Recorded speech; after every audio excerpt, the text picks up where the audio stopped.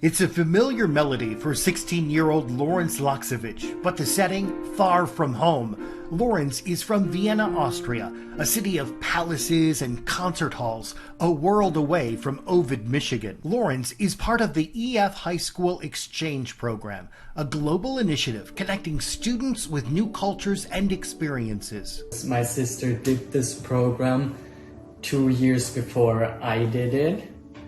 And she had a really good time and she had a really great experience. For Lawrence, the experience has been full of firsts, starting with his host home, a rural Victorian house owned by Patrick Lombardi, a man with a heart as big as his home.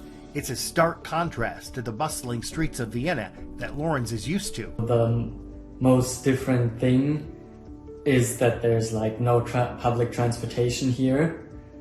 And yeah, I lived in a big city and I would go by public transportation to school and everywhere I go. For Patrick, hosting exchange students like Lawrence isn't just about opening his home, it's about opening his mind. I think probably the most interesting thing that I've learned hosting teenagers is teen culture.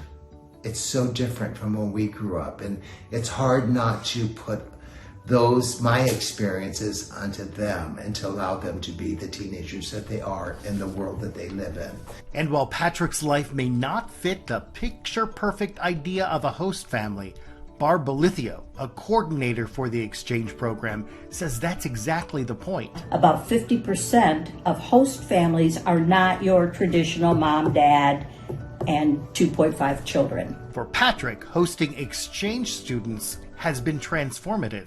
The exchange student program has brought me back out of my solitary confinement and introduced me back into the world that exists, to this community, to the school district, and to a whole new group of people that I would have not had the chance to know. Barb says these exchanges aren't just about visiting a new place.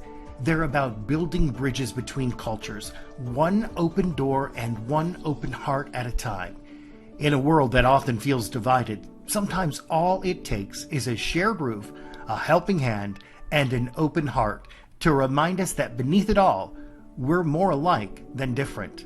Patrick is a good neighbor because he teaches me about American history and he teaches me about the American way. We agree and want to thank Patrick Lombardi and other host families who are this week's Good Neighbors. If you'd like more information on being a host family, visit our website at fox47news.com/Good Neighbors.